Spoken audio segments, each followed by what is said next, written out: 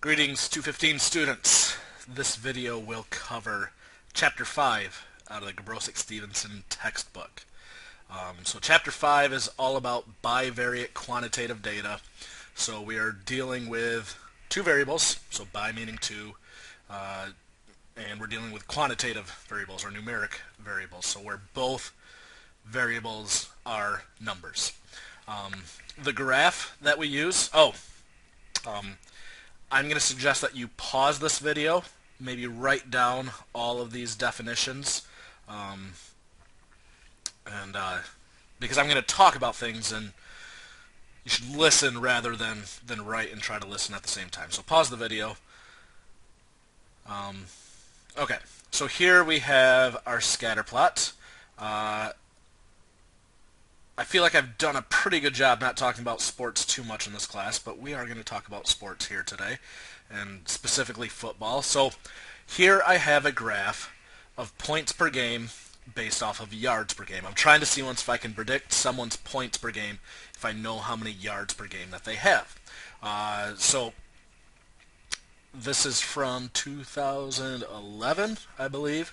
And so we've got yards per game is on the x-axis, points per game is on the y-axis. Now, yards per game, that is going to be our explanatory variable. The explanatory variable goes on the x-axis. The response variable goes on the y-axis. The reason why this order is important is what you learned in algebra, where you talked about the equation for a line. And you should remember, hopefully, y equals mx plus b. So in algebra, x is our independent variable, y is our dependent variable, because y depends on what you get out for x. So in our explanatory response relationship that we have, the response variable, also known as the dependent variable, that depends on the explanatory variable. So this depends on this, y depends on x. That is why the explanatory variable goes on the x-axis, the response variable goes on the y. It should be easy to remember which one is which. The explanatory, x-axis, and then the y, the other one, goes on the other axis. When we have bivariate quantitative data, we can talk about association. Back in Chapter 4, if there's a relationship, another way that we could have said that is there's an association between two categorical variables. Here in Chapter 5, because we're talking about quantitative variables where there is a direction, remember numbers have an inherent direction to them, an inherent order. We can go above and beyond and just say there's a relationship. We can say whether the relationship is positive or negative. So a positive association, as the independent variable increases, the dependent variable tends to increase. A negative association, as the independent variable increases, the dependent variable tends to decrease. So before I give you the answer, I want you to try to guess if this is positive or negatively associated. So that's enough time. This has a positive association because as our x variable increases, as we go from 250 up to 500, our y variable tends to increase as well. And please note, I do say tend to increase because if we look at this dot and this dot, this team averages more yards per game than this team, but fewer points. So it's not as x increases, y increases. Y tends to increase. Some other things that have a positive association to them. Grade school age and kids' heights. Generally, fourth graders are taller than first graders. Now, you might have a super tall first grader and a really short fourth grader. That's not always the case, but in general, as one increases, the other tends to increase as well. What's another good example? I guess I should have thought of these before I started this video. Usually I have you guys provide me with these examples.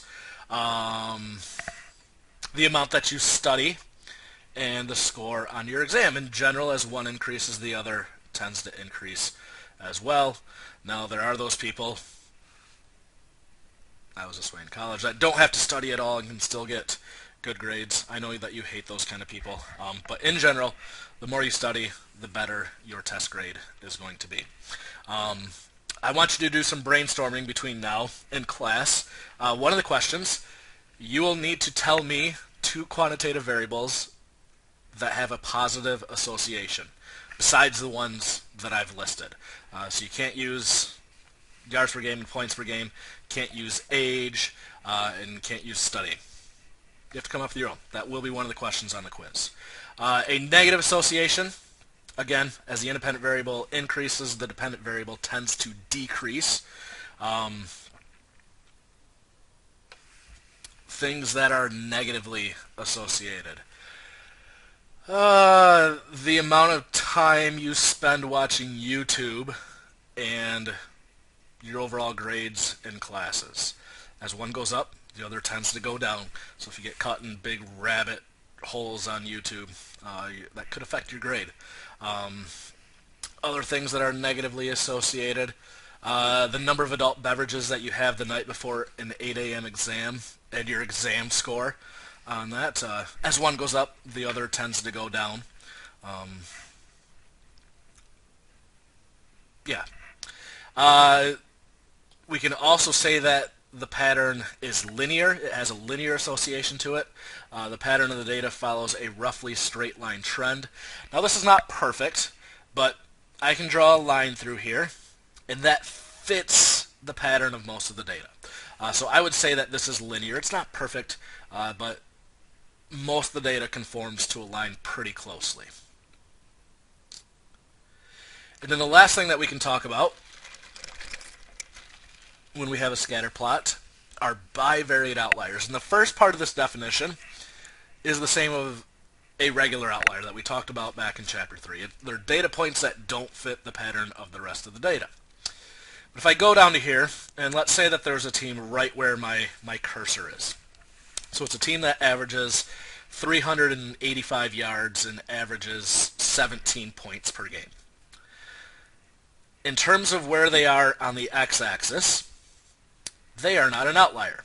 There are plenty of teams that score less. There are plenty of teams that have fewer yards than them. There are plenty of teams that have more yards than them.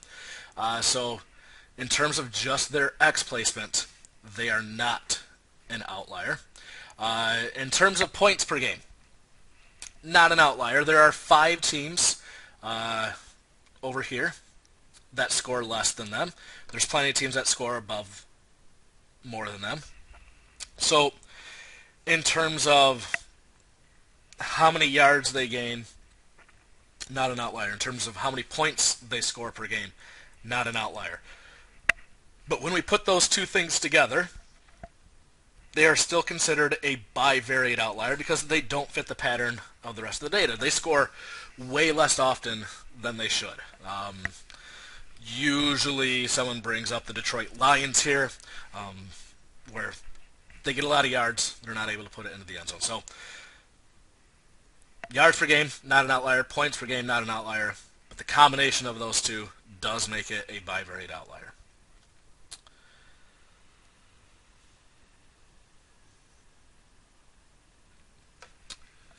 So again, I would pause the video, I would write these down, and then start the video back up when you're done.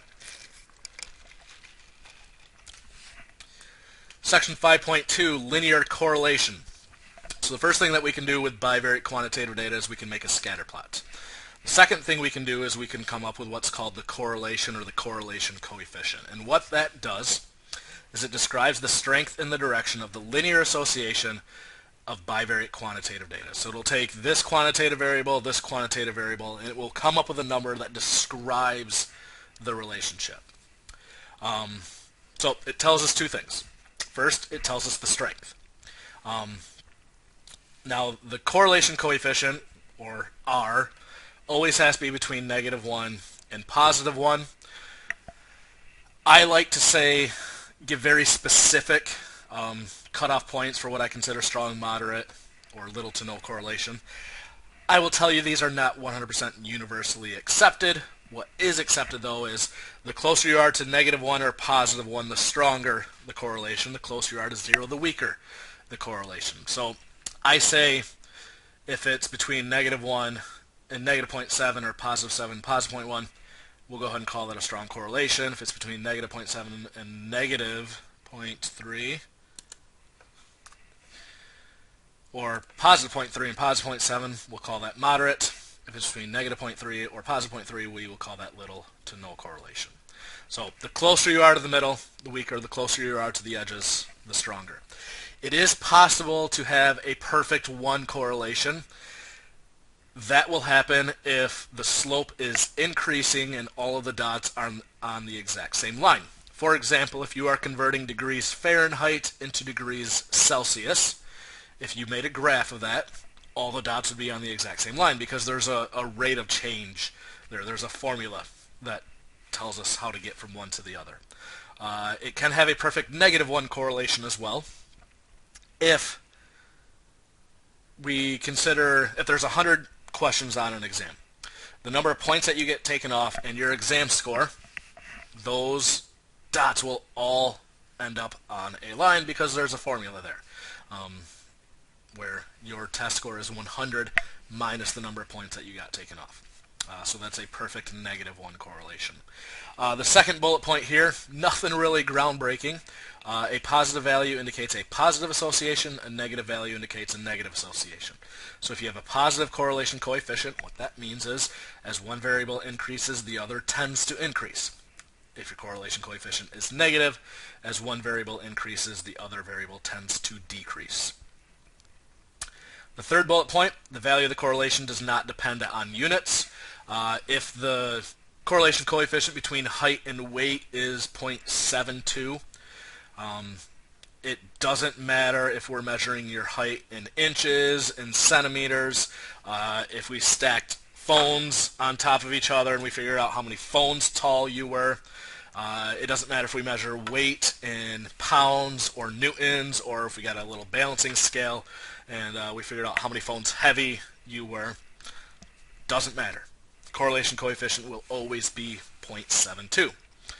And the value of the correlation does not depend on which variable is treated as explanatory. If the correlation coefficient between height and weight is 0.72, then the correlation coefficient between weight and height also 0.72. Doesn't matter which one comes first. Please note you will not have to estimate the correlation by hand, but you should be able to recognize which graphs have stronger correlations than others.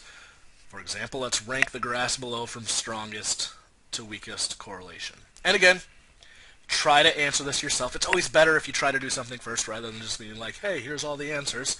But try to tell me which one is, rank these from strongest to weakest. And pause this, again, if you need more time. I will tell you the strongest correlation is A.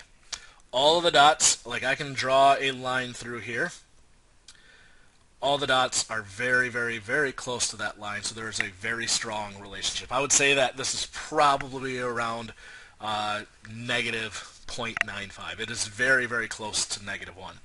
It's negative because it has a downward slope, and I got to be careful with my hand motions because I don't know which way the camera reads this. The next strongest is C. This is maybe 0.6. The dots are a little bit further away from the specified relationship, but there's a definite pattern here, so I would say, yeah, this is around positive 0.6. If we go up to B, if this is our data, the correlation coefficient is going to be right around 0. There's no relationship here whatsoever. I don't know where the pattern is, because there doesn't appear to be any pattern. Everything does look pretty random on this. And then we get to D. The correlation coefficient for D.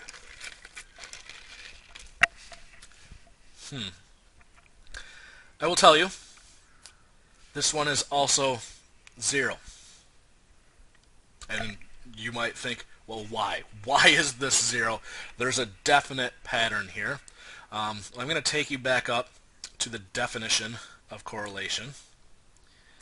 And it describes the strength and the direction of the linear association of bivariate quantitative data. So when I go down here, there is a pattern. It looks to be parabolic. However, it's not linear, therefore it's not going to have a strong correlation coefficient. Now if I were to draw, a parabola through here, sure, there's a pattern. But if I'm trying to draw just a straight line, if I go here, well, I'm ignoring all this data. If I go here, I'm ignoring all of this data.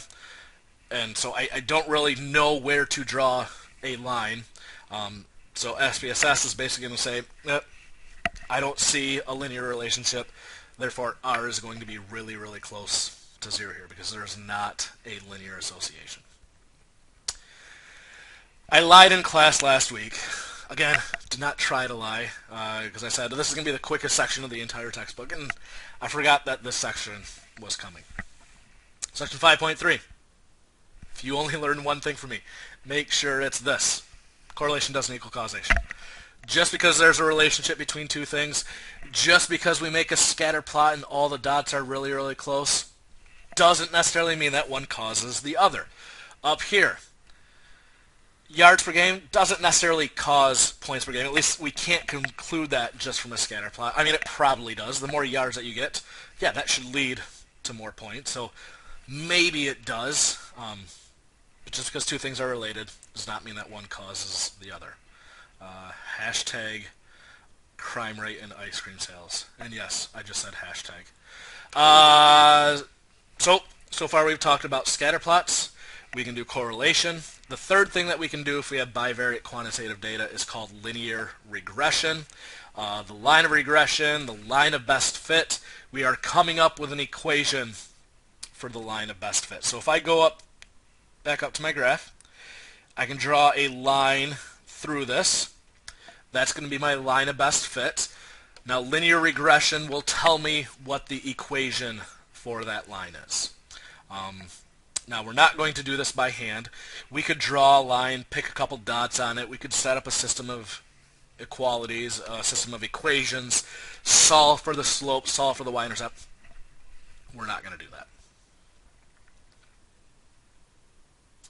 Because SPSS will spit this out for us. So we plug in some things to SPSS, assuming that we have the data.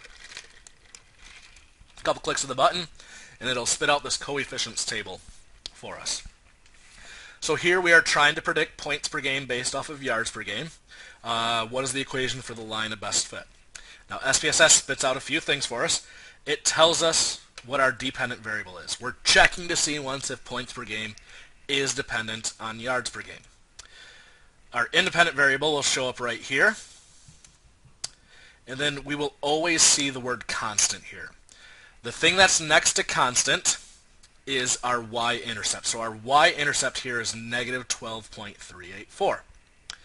Our yards per game, this coefficient, we will end up multiplying by this independent variable to the point that our equation becomes points per game with a little hat above it. The reason why we put a hat above it is because it is a predicted or it's an expected, very similar to why we call p hat.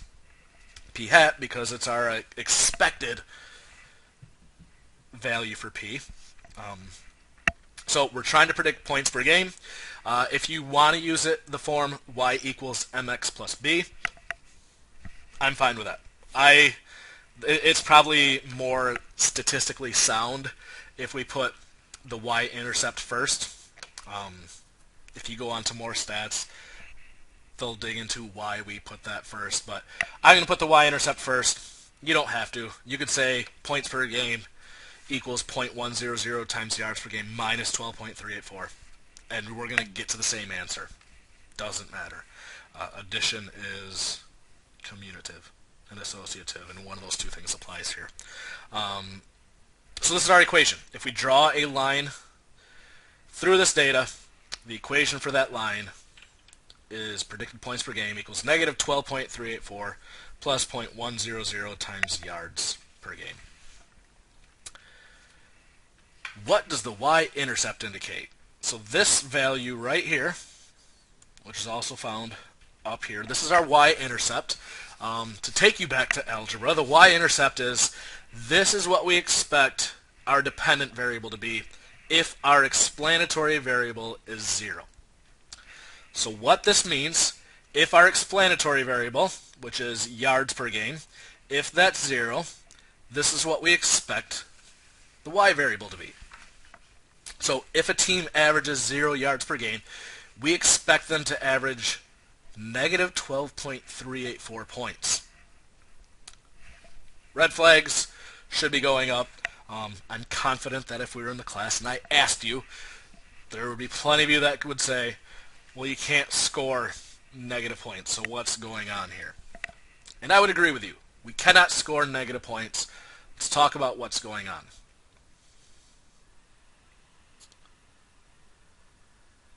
So if we look at our data,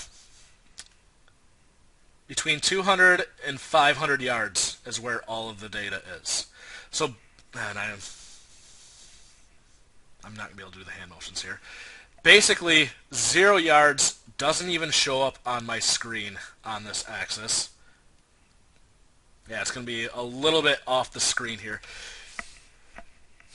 No one can average negative 12.8 points per game, but something else that no NFL team has ever done, as bad as the Lions and the Browns have been, no one has ever averaged 0 yards per game in the NFL. So the pattern, the equation for this line, it works for this data. What we cannot do, we cannot say, well, it works here. It works between 250 yards and 500 yards. Therefore, it should work everywhere. We can't do that. There's a big fancy statistical term here.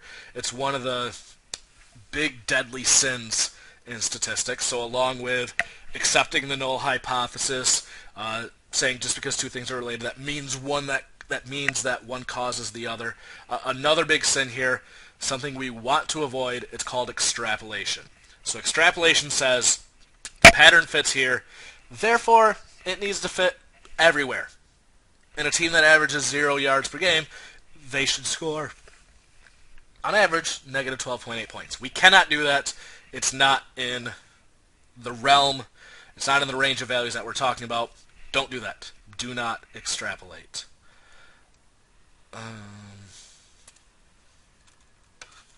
Do not extrapolate.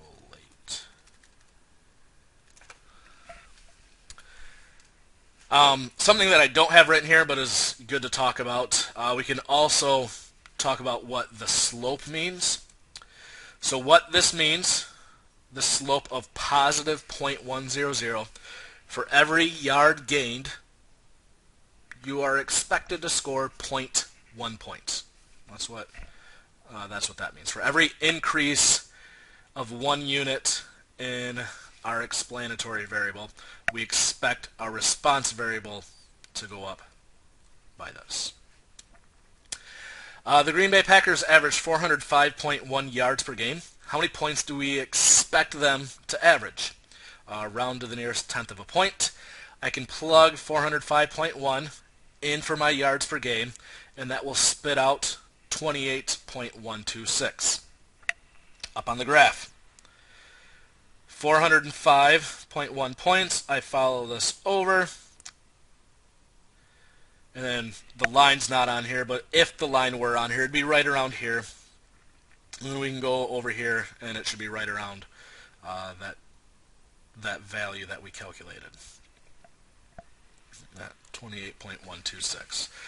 So because the Packers average as many yards as they do, based off of our line of best fit, we expect them to average 28.126 points per game. However, they scored more than that.